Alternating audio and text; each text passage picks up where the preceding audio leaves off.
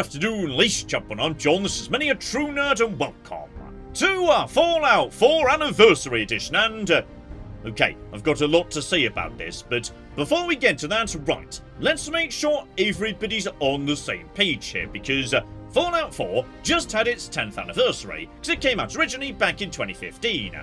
And to celebrate, Bethesda's decided to create a new version of Fallout 4. So these days there is Fallout 4, which is just the base game, Fallout 4 Game of the Year Edition, which is the base game plus all official DLC, Far Harbor, Nuka World, etc, etc, and now a Fallout 4 Anniversary Edition, which is the base game, the DLC, and 150 new pieces of content, and that sounds exciting, doesn't it? Like 150 new things inside Fallout 4. That sounds like loads of new exciting sexy stuff. So yeah, we need to talk about that actually. But you know what? I'm actually going to start off today by saying something nice, which is, yes, the Anniversary Edition is accompanied by a free update that fixes one of my least favourite things about the terrible Next Gen update, which also added a whole bunch of stuff into Fallout 4. But that stuff was, yes, just so incredibly badly integrated that it literally ruined this game's walkout moment. Because, you know, the second you stepped outside the vault, a really big important moment in a Fallout game, you're just immediately hit by like 10 quests that your character would have and no way of knowing anything about. So yes, this is footage from just before the update where, as you can see, you step outside and immediately you are just hit by a series of missions that your character should not be interested in at this exact moment in time. Just after, like, you know, stepping out into the world, seeing their baby being kidnapped, etc, etc. But this time, however, if I just step outside once again nice and quick, here we go, you get the blinding light, you get the soft music. You get, yes, your ruined neighbourhood coming into focus in the distance.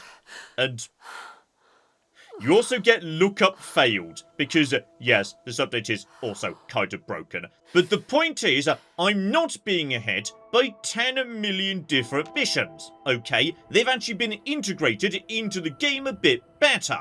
And yeah, this is now just how the vast majority of these creation missions actually operate. They don't just appear in your Pip-Boy anymore, you've got to go and find them, and once you've actually interacted with them out in the world, then and only then do they get added to the Pip-Boy. And that's so much better. I hated what the Next Gen update did to Fallout 4, where all of a sudden you had 10 million things just attacking you with no context the moment you stepped outside. This is a big improvement. Though before we get too excited, yes, to be honest, all I'm saying there is Bethesda did fix something they got really horribly wrong the last time they tried to add something into Fallout 4. So, yes, let's not go too bananas with the praise or anything. And yes, speaking of which, that's probably the last nice thing I'm going to be saying for quite a while, because it's time to head down into Sanctuary and discuss, yes, that big headline number, 150 new bits of content, because, okay, technically, that's not a lie. It is, however, an example of the truth being stretched so far, you could use it as a trampoline. Because, you see, if we just make use of the weapon workbench here, we can immediately see, yes, what a good amount of this 150 actually is. And yes, it's skins. And skins being included isn't inherently a bad thing, but yes, it's the way they're counted that really rubs me the wrong way. You see, as the game counts it, every single one of these skins is a separate creation. And the exact same patterns applied to armour, they count as different creations as well. But the real worst offenders are the cocky Pip-Boys, because every single cocky Pip-Boy design counts as its own separate creation. But yes, there are, if I've counted correctly, 36 of these. Like, about a quarter of all the creations that you're getting as part of that bundle of 150 are just paint jobs for the Pip-Boy. So yes, most of what you're buying is actually just an incredibly generous way of counting 10 million cocky paint jobs, and not even new paint jobs either. The vast majority of this stuff has actually been available via the creation content for a very long time. In fact, out of the 150 creations that you get as part of the Anniversary Edition, only 9 of them are new. 6% of what you get is actually new to the Anniversary Edition. 94% of it is just recycled existing assets that they already had to hand. And most of the new stuff isn't particularly impressive either. So for example, yes, this is just a set of vaguely railroad-themed clothing, and I know it says there's an associated quest, but okay, we'll get into the associated missions in just a second. Because first I want to point out that yes, one of the other new things that's just been added in is Brahmin armor. So, you know, armor for your cows, which is basically therefore a jokey reference to horse armor. Honestly, Bethesda, I'm not 100% sure that this is the moment you want to draw attention to your long history of overcharging for underwhelming content. This might not be the exact right moment to do that. But you know what? Let's dive into something a little bit more meaty, because it's not just a series of paint jobs or whatnot. Like I was saying, a whole bunch of stuff has got missions attached to it. So, let's pick one that starts nice and nearby to where we are here in Sanctuary. The Manuel Rifle Set. A big gamer hunting quest where we need to track down a legendary mysterious beast, which begins just around the corner at Outpost Zimonja. So you know, this is very much located in an early game part of the world. In fact, you could get to this one without running into a single enemy just by following the road. So yeah, just mosey straight past a red rocket here. Say hello to Dogmeat while we're passing by, obviously.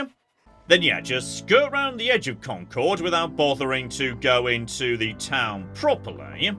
Pass by thicket excavations on the way past as well, and yeah, once again, this is a very nice, safe, easy road. Plus, if you go to, yeah, Abernathy Farm, they'll send you to the Olivia Array up in that direction. And obviously 10 Pines Bluff is literally right here as well. In fact, I'm pretty sure from 10 Pines Bluff, hang about. Yeah, you can literally see our destination. A small ruined house just to the west of Outpost Zimonja. So, yeah, that's our destination. You are going to make it to this bit of the world at a very low level. In my case, yeah, literally level 1. So as a result of that, you might think accordingly that this mission, its rewards etc, will be properly balanced to be for an early game character. But no, this is one of the big problems with pretty much all Creation Club content actually, which is no one really seems to have applied any common sense in terms of where the creation is located versus what that means for what level characters are going to be stumbling across it. Oh, though hilariously, yes, I've just leveled up to level 2 because there were a few bloatflies in this building, which is completely random chance because yes, this building is also the site of a random encounter. So just a random junkie here, nothing to worry about. What we're more interested in though is, yes, the Stag Hunter's note right here, telling us about our quarry, the Quantum Stag. And once upon a time, this guy's Pop saw our aforementioned beast, and was so mesmerised, he forgot to actually shoot the damn thing. Thus begins the associated mission to this creation, the Quantum Stag. And yes, this is not a particularly difficult mission in any way whatsoever, so all we need to do is step out of this house and go into the water right here to grab, well, the first step of our prize, which is on this occasion, a lucky gun. So yes, we've got ourselves here a gun that does 69 damage and comes with a lucky legendary effect, and yes, we'll be looking at the numbers of this gun in just a second. But yes, you may also have noticed the music just got a bit angry because we do have company. Specifically, a couple of Mirelurks. So yeah, just put a couple of grenades nearby to you. Finish you off. Basic Mirelurks are nothing too dangerous. Beautiful. So yes, like I was just saying, this gun we've just picked up, which could just be grabbed from the water in this very low level area, yeah, it does 69 damage already, despite having no mods on it whatsoever. This is like as basic as this gun gets. This is compared to the 10mm pistol doing 18 damage, the security baton 13, and the tire iron only 14. And just for the sake of a fair comparison, let's snip back to Concord nice and fast here. Because Concord, of course, is another early game area, which gives you what was, until I had this creation installed, the game's best early game sniper rifle. Right here, the Piper Bolt Action Sniper. This thing does damage 34 with a fire rate of 2, because, you know, it's bolt action. So yeah, this thing is doing like double the damage with a fire rate of 33, which is only just shy of what the 10mm can do. So This thing fires ridiculously powerfully, bloody fast, with good range and good accuracy. This is a problem, a very common problem, across many Fallout 4 creations, which is, because this thing exists, there's no reason not to get it and use it above basically every other comparable base game weapon. The creation stuff is just vastly too powerful for where it's located and how easily you can get it in the game. This, of course, is not a new issue. The next-gen update was even worse in this regard, as you may recall. If, for example, I just nip down the road to, the Cambridge area for just a second. Here we go, just round the corner from, the Kendall Hospital, we've got everyone's favourite NPC, Lookup Failed. Oh, Fallout 4, you're doing well today. Luckily, yes, his lack of face is not going to stop him trading with me. Beautiful. Oh, spectacular, he's selling a Lookup Failed as well. But yes, what this is supposed to be is the Sword Blade Launcher. Again, this is just a weapon that is so stupidly powerful, there's no reason you'd ever want to use anything else. Especially with a fire rate of 66 and a range of 239. You see, the problem we've got here is that of smooth progression, because in base Fallout 4, you start off with a couple of basic guns you can get in the starting area. Pipe weaponry, a basic shotgun, that 10mm pistol from the vault. But yeah, if you live in a world where all of a sudden, there are weapons that are literally 3 to 5 times more powerful, there's no reason not to use those. They basically just break this game's weapon progression flow, and it just feels like nobody's really thinking about this stuff. Like, keeping a Fallout 4 as a game from start to finish as a coherent thing where you've got to consider what sort of weapon ought to be available to the player at what stage. But you know what, let's get back to the Quantum Stag, because I appreciate we've not actually completed that mission just yet. Though, I'm going to be honest, we kind of basically have. Because all you do now is, go up to the little splashes of blue dotted around the world, which the quest markers point out to you. Then move on to the next one, which the quest marker also points out to you. So basically we're just joining the dots and going in a straight line for a bit. Until, just around the corner, we find another camp where, hilariously, it turns out the first weapon we were given was only the starting point. There's a second one the game's got for me as well. The Hunter's Manual Rifle, that, does a 50% bonus damage against animals, does 90 cocky damage. Again, fire rate of 33, high range, high accuracy. Again, just wildly inappropriate for this point in the game. And as for the stag itself, all you do is pour some quantum that you were just given into the pool to make it all quantumy, so the stag gets attracted to that. Hide in a nearby bush for just a second. And as soon as, he pops into existence, there we go.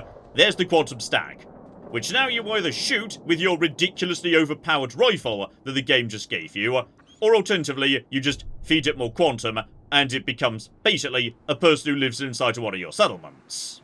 There we go. That's the Quantum Stag completed, and, hilariously, you may notice that, the game's just given me 345 XP for completing this mission. There was basically walking in a straight line, getting given 2 guns, and then pressing A. I want you to guess how much XP you get for tracking down your son's killer and murdering him, thus wrapping up Act 1 of Fallout 4. Because the answer is 250 XP. But this creation gives you more than that, meaning in the early game, it's just a free level by itself.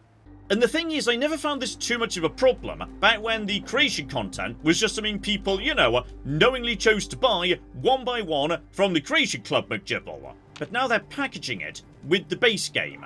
And the thing that scares me more than anything else in the world is, what if someone who has never played Fallout 4 before decides they're going to give it a go and decides to buy the Anniversary Edition because they want the complete package? The issue being they might not be aware that what they've basically done is horribly imbalance their own game. And the funny old thing is, that mission, the Quantum Stag, is actually one of the more difficult that I've stumbled across so far. Because, there were 2 Mirelurks that needed killing. Very often, they don't even ask that much of you. If we turn our attention to, say, the CR-74L combat rifle, yes, we are promised that the Way Back Home quest starts in the woods east of Sanctuary, so another very early game mission here. This one's located, yeah, right next to that tiny raider camp just by the lake that begins at Sanctuary. You know, round the corner from the junkyard, which is right over there. So, this is as early game could get. So what we do is look for, yes, this here lovely, sexy, broken down old chimney and whatnot, and, hang on, somewhere around here. There we go. We've got a person floating around in this bit of the world, chilling out dead next to the house. And one, you get the gun, like, at the start of the mission. It's just given to you. You don't need to do anything. And yeah, this one is weird, because it's a double legendary. It's got both a bloodied and nimble on it. Possibly the only double legendary in the entire game, actually. And on top of that, something is, yes, very wrong with the way this person is tagged. Because even though, as I say, she's in a very low-level early game area, I have seen in the past, and here we go again, she's got heavy armor on her. Like, the best variant of leather armor. So yeah, the raiders round here, they've got basic leather armor on them for 1 damage resistance, 3 energy resistance. But now we've got 11 damage resistance and 18 energy resistance, so yeah, basically now every single left arm dropped by anyone that we run into is completely pointless because for some reason this character in an early game area has not been tagged to have, you know, area appropriate gear on her. And strangely enough, that's possibly more valuable than the actual gun is. Oh, and on the topic of armor, do you want to do something really hilarious, by the way? Which is, yes, you may recall I mentioned earlier that a very large number of these mods are just, you know, paint jobs for guns and whatnot.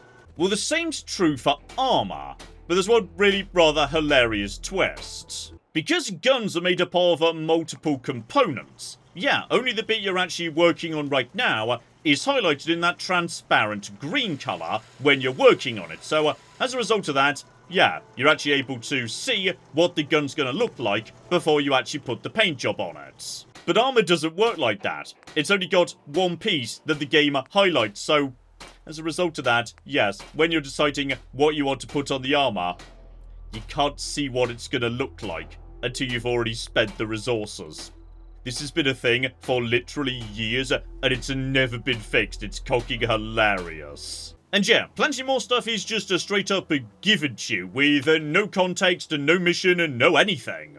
For example, if we just join a dance on a jaunt to ArcJet Systems today. Okay, I'm gonna be honest, I was planning to say at this point, behold, the armor of Morgan Yu, the protagonist of Prey. Look at it here being available just free to grab at the back of this here room.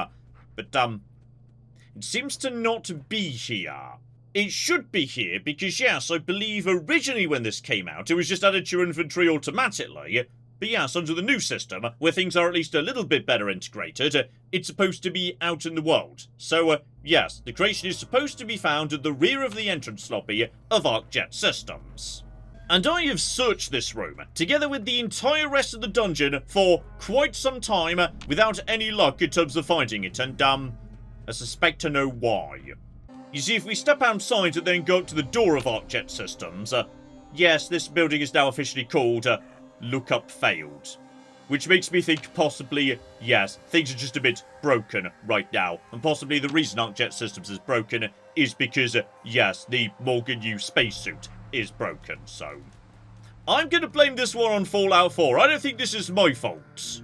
But yes, this is another type of creation there are quite a few of. Basically just a thing from a different game you could go and get, assuming it doesn't break. There's like, you know, stuff from Skyrim, stuff from Doom, stuff from Prey, etc, etc. So, just to summarise the 150 new bits of content, yes, we've got like, you know, 10 million cocky paint jobs, and then yes, like I was saying, more stuff that's just, hey, do you remember this other game? Like the Chinese stealth armor, say, which is just dumped to the back of the South Boston military checkpoint. No associated mission, you just go and get it out of a box.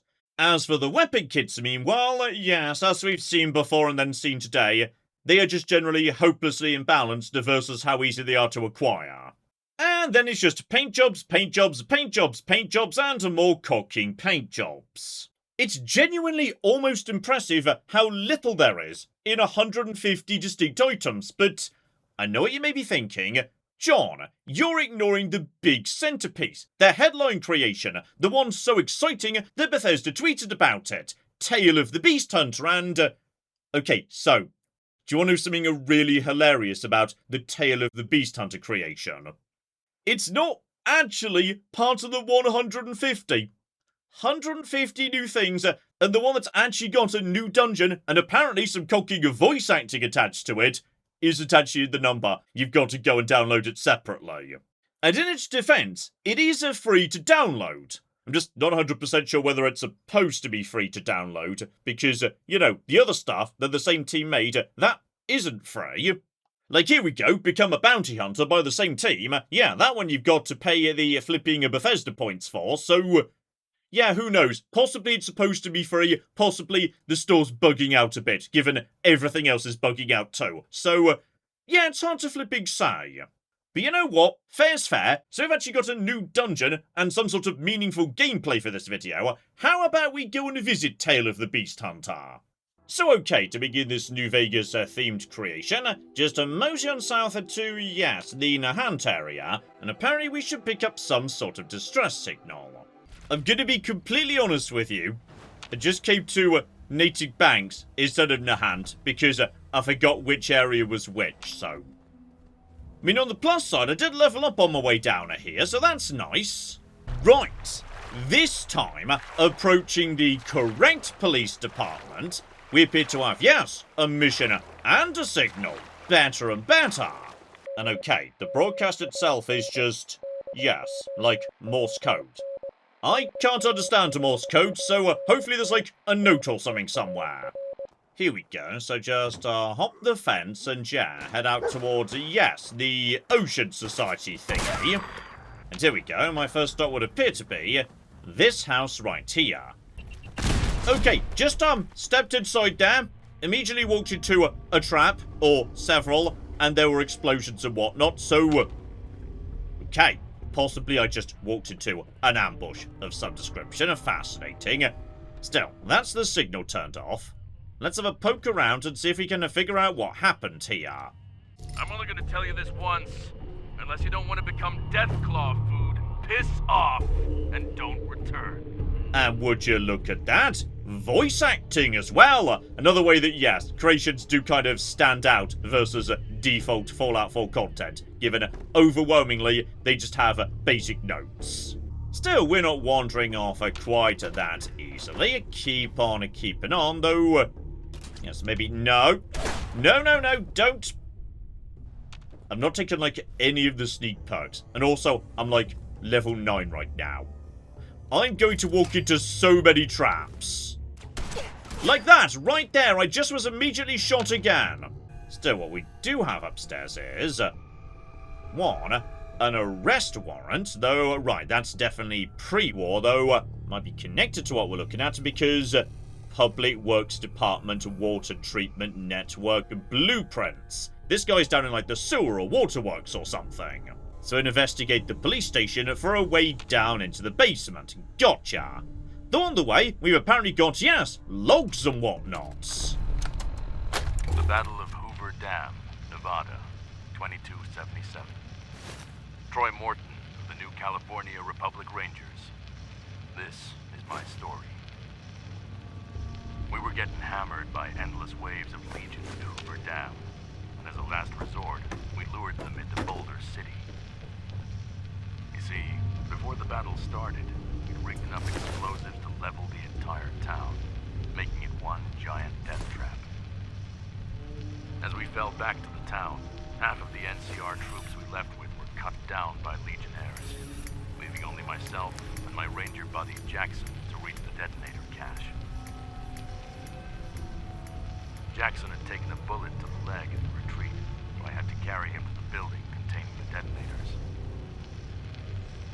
From the second floor, we watched in horror as the Legion's red feathered helmets emerged from the highway. They were out for blood. Before I could turn around, Jackson had already grabbed one of the detonator switches and told me to get out of here. He was going to stay behind and blow the buildings as they charged in. With his one working leg, he practically kicked me out the window. And before I could run to the edge of town, the earth-shattering explosion rippled through my body. Within an instant, Boulder City was reduced to Smolder City. An entire Legion warband was wiped out, along with my friend. Months later, I was called in by General Lee Oliver. They wanted to do a parade in honor of the heroes who survived the battle. But I was no hero. Jackson Krager was. And the best he got was his name etched on a stone memorial, only to be lost in a sea of others. I told them they could shove their parade up their ass, and I quit the NCR the next morning. Some would call me a deserter, but I've seen how they treat their fallen, and I wanted no part in their coming war. But I've seen how they treat their fallen, and I wanted no part in their coming war. Okay, so excuse again, slight repeat at the end there. Yeah, the story is this guy's a New Vegas Ranger chappie who came over to Boston after, you know, the first Battle of Hoover Dam. Oh, and here's a cute touch on the terminal. So yeah, the reason this house has got like a big basement or whatnot is the guy who used to live here, he was listening to Senator Blackwell, who's a pre-war figure that chose a plot in Fallout 76. So, okay, you know what? That's cute, bringing in details from multiple Fallout games. So okay, just to take out a couple of raiders, mosey upstairs, check the little mini safe here, crack that open nice and easy, beautiful. And there we go, decent gun, sewer key, blueprints, evidence report, etc, etc. And spot on, here's the sewers just down the road from the station, so okay, in we go, a brand new flipping dungeon. So right, switch over to Righteous Authority, which we picked up earlier when I was trying to find a Morgan user spacesuit. And yeah, the point is, we're in the sewers right now. What we need to find is, yeah, the way to get into this guy's basement. They must at some point have, like, collided or whatnot. So okay. Sewers probably means, yeah, bugs, animals, Mirelurks, potentially. And Mirelurks can be nasty at lower levels, so, yeah. This could be a bit... Wait, hang on. Definitely grunting noises. But I know there's a death claw at the end of this. It was very heavily advertised, so possibly... Yeah, you're not here right now. You're just, like, you know, making scary noises at me. Just, yeah, keep that scanning. Just in case it's like, you know, Mirelurks. Because this looks like a Mirelurk Central. Oh, yeah, for now, a nice, easy starting point. Just a little rad roach, so, right, we can use them to just grind up some lovely, sexy crits and whatnot. Though, looks to me like, potentially, yeah. You, sir, have been feeding people to your pet Deathclaw, maybe. Although possibly not just one Deathclaw. There's hides and hands and weapons down here. I feel like possibly, yeah, this lad's been down here doing something for a while. Speaking of which, hang about here. I may have missed a log or two, oh dear. My perception means I'm definitely going to miss a log or two, right. I've made it to the plains and found a small settlement. The locals haven't seen a ranger before, but they let me stick around and earn a few caps. As long as I clean up the feudal wildlife. Bloatflies, mole rats, rat roaches. So many things out here that want to suck your eyeballs out of their sockets. It's good work, though. Reminds me of when Jackson and I would take turns shooting geckos while on watch in Western Valley. Feels like a lifetime ago. Logging off for now. Alright, so that's just him on his journey. Getting used to, yes, the maybe less tamed East USA. Question is, yeah, how did, like, you know, a nice ranger who's just looking for a fresh start end up setting up something this cocking ghoulish? Well, may as well turn on the Protectron in case I need a backup down the line. But yeah, nowhere to go by the looks of it. But further and further down the... Oh! It's one a hell of a radioactive pipe. Hang on, just do a tiny little bit of Radex, Radaway, etc, etc. We've got plenty of that for now. So okay, possibly that water was intentionally irradiated. That was really high. That's a Deathclaw egg. That's a glowing Radroach. That's not a problem. You were about to jump scare me, weren't you? Oh, hang on. Gunner Captain, gunfire, screaming. Someone else was coming to investigate too. So okay, just tell myself 2 drugs. We might need drugs and... Okay, for once I didn't miss a log. Brilliant. I've made it further east. Turns out killing mutants earns you the nickname Beast Hunter out here in the wasteland. Kinda like it. This new settlement wouldn't let me in unless I dealt with what the locals call Martha, pointed to a nearby cave. I agreed to the job, but what they failed to mention was that Martha was a freaking 8 feet tall Yaoguai. Before I could reach my holster and get a shot off, the bastard lunged the length of the cave and knocked me down.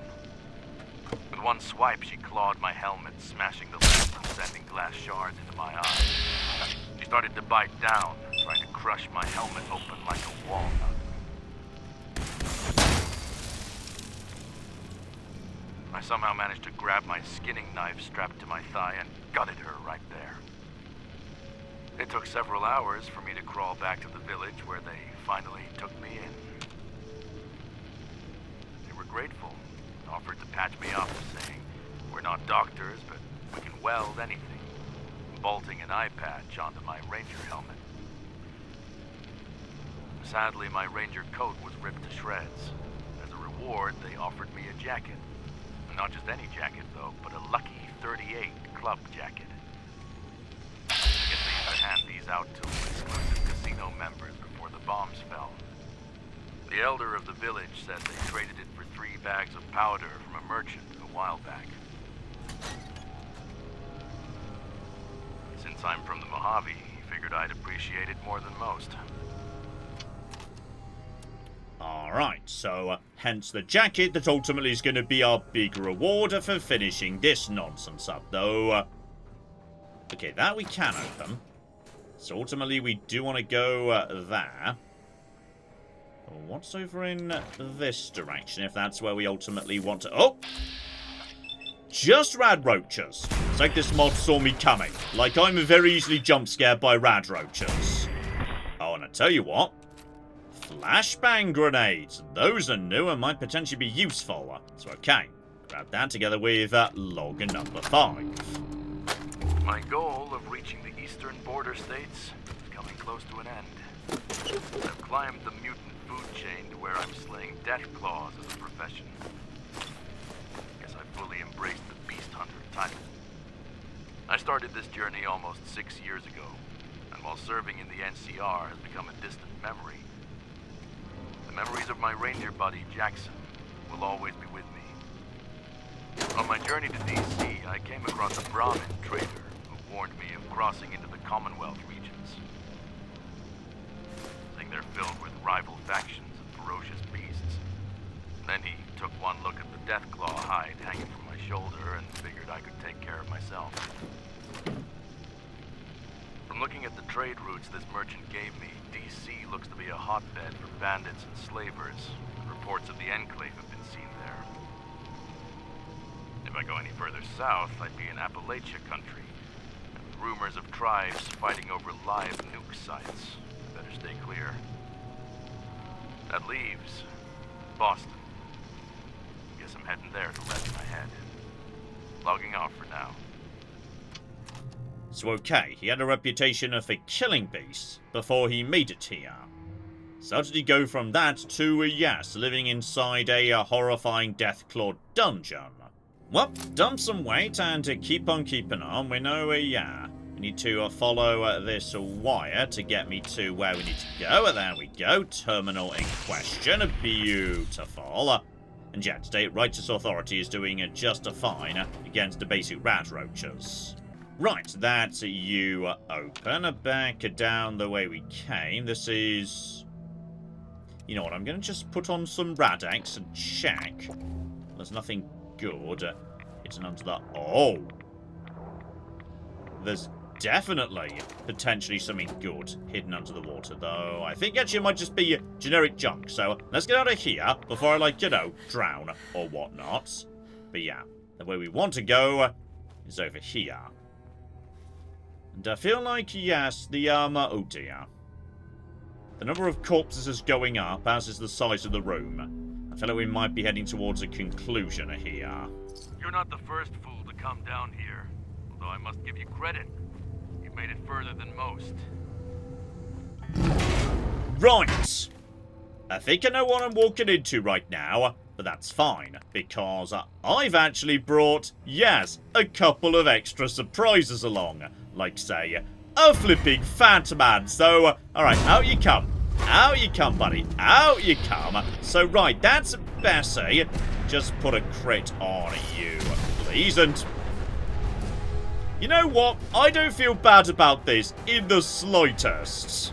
This idiot tried to set a death claw on me. I'm allowed to utilize whatever I feel like to deal with it in return. Yeah, this thing is pretty damn solid. Just wait for... That was a flashbang. Okay, there's also flashbangs coming in. Gotcha.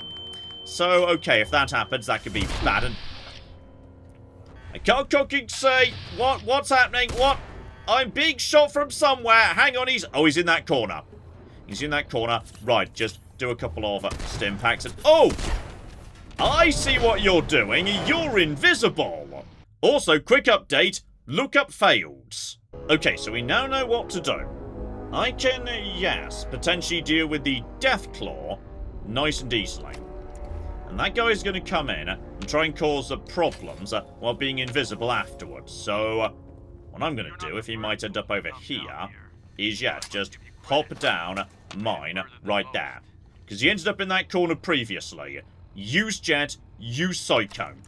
But I feel like, yes, just dealing with this guy with the flipping MacLeod as soon as you actually pop up. There's Bessie. Right, just deal with you. Explode you. That's fine. I level up as well. Spot on. I think I just saw you coming in this direction, right? You just tossed... You're gonna pay for that! Hang on, where are ya? Because Vats can't... Yeah, Vats can't see you, and unfortunately not looking at a flashbang doesn't help in the slightest. Now he's shooting me. Right, that means he's now on the field. Activate the Jet. And activate the Psycho as well. Hang on, I've already got Psycho on. I may or may not. Just drink lots of water. May as well get some healing going on. Where are you? And I see you, buddy. That is fine because I've brought stupidly overpowered weaponry. Alright, you're in trouble now. And also, your flippin' stealth boy's worn off, so he truly is from New Vegas. He brought stealth boys along in his attempt to win. They are better in New Vegas. In Fallout 4, they're nowhere near as effective. And there we go. The chappie's dance. I genuinely feel like I'm kind of fighting, you know, myself from a New Vegas series right now. 2 stealth boys, lots of Jet, lots of Psycho, lots of other drugs. This is precisely how I play New Vegas. But more importantly, I get the marksman's judge. So yes, basically like a shotgun had sex with a revolver. Plus on top of that, I will happily be taking your gear, good sir. Yeah, it's a single-piece suit, but it does come with a bloody nice amount of damage resistance. And on top of that, yeah, it gives presumably flat bonus damage to all unarmed attacks. Also, just out of interest, how did you become, like, you know, a monster dungeon man? Here we go, and next room over might just give us our answer. Spot on. I've reached the state of Boston, and already I've seen a heavy presence of the Brotherhood of Steel here, with news of a larger force arriving soon. That's bad for me. They likely hunt me down and interrogate me for days if they found out my past with the NCR. I've got to find shelter, avoid detection from their scouts. Just by luck, I found a bunker on the east side of town. The bunker's door was barred on the other side. The only way in was through a nearby sewer that also turned out to be a deathclaw nest. Most people would have run back out the sewer grate at the sight of deathclaw eggs. My occupation, however, has steadied my nerves for this exact scenario. I'm going in. There's a wasteland legend of one who raised the Deathclaw since birth and was able to tame it. Maybe it's worth a shot. I'll try to raise one for myself. Signing off. If this is indeed my last log, it didn't work. And there we go. He raised it for defense because he was worried about the Brotherhoods. In which case, just chat down at the final pipe here, and presumably, this'll be, the basement of that house we started in. And there we go. This'll be, the exact spot where the basement ran into the sewers. And alright, this now becomes my sort of vaguely New Vegas themed theoretical base if I wanted it to be. Oh, it's even an interior building environment, so right, I can really personalise this place if I want to. Spot on. But you know what? I've actually had fun with this. This is a fun little thing right here. And if our Fallout 4 Anniversary Edition was, just 10 of these, say, I would probably be feeling quite positive towards the Anniversary Edition right now. But that's not what it is at all. In fact, this wasn't even included in the Anniversary Edition. But I do want to wrap up on, one final hilarious thing. A tragedy that turns into a source of joy for me, which is part of, this new creations menu thing that Bethesda has introduced is a new sort of built-in mod manager, if you will. And it's kind of the worst thing imaginable. Because what you could do here is enable all creations, or disable all creations, which is lovely, isn't it? As is the fact that you could just do that manually if you've got multiple different creations, but here's the funny old thing. Tale of the Beast Hunter is a creation. Creation Club content isn't a creation. It's content and, as you can see right there on the right, it can't be disabled. You can download every Creation Club creation you've got access to, but once they're downloaded, you are literally stuck with them. Now, you may notice you've got the option, delete all creations here, but that just deletes creations like the Tale of the Beast Hunter that we just played. Like I just said, content isn't creation. So even if I tell the game to disable all creations and delete all creations, etc., etc., all of this creation content is still there. Because there's no way to turn it off. They've created a mod manager that doesn't let you turn off your mods.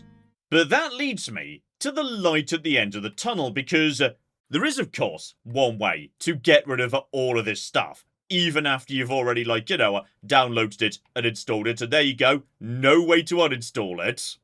And that, of course, is to go to Fallout 4's data folder, where you just delete anything that begins CC. You can then download it again later if you want to, but yes, it is truly baffling that once you've downloaded something, you cannot get rid of it. You're stuck with it forever unless you go tinkering in the game's files, which I'm assuming is a lot harder on console. But therein lies the light at the end of the tunnel, because I found something really bloody interesting. You may recall the next gen update added a bunch of content that they said had now been baked into the base game, like When Pigs Fly, and I hated When Pigs Fly. But I've discovered that it wasn't quite as baked into the base game as they were saying. It is in fact just a piece of Creation Club content that was enabled by default, meaning if you just go in and delete all the Creation Club content, if we just come back here to the garage in Cambridge, Suggs' garage is now gone. The terminal is gone. The ridiculously overpowered broken saw launcher is gone. I have successfully banished the evil from Fallout 4. You're welcome. So yes, basically in conclusion, Fallout 4 Anniversary Edition is, at best, harmless, I suppose. Paint jobs don't hurt anyone. Very often broken. They've introduced a whole bunch of new bugs into the game, which is always delightful. And yes, at worst, it actively makes a Fallout 4 a worse game. Because it throws off what weapons you should be using at various levels. It throws so much of this game's balance in the bin. And it just feels like no one at Bethesda is paying attention to stuff as basic as, hey, does this item we're adding into the game fit in the spot where we're adding it? And yes, I just really, really hope that people don't play this version of the game, especially for their first playthrough. So, yeah, basically in conclusion, Fallout 4 Anniversary Edition is pointless. And that's me being polite. Pointless is as polite as we could get. I actively recommend not playing with this version. If you like some of the creations, go for it. Download them individually, one at a time, and go nuts. Enjoy the game your way. But yes, I just really, really hate the idea that anyone's first experience of Fallout 4 would be this. It's just so bloody sad.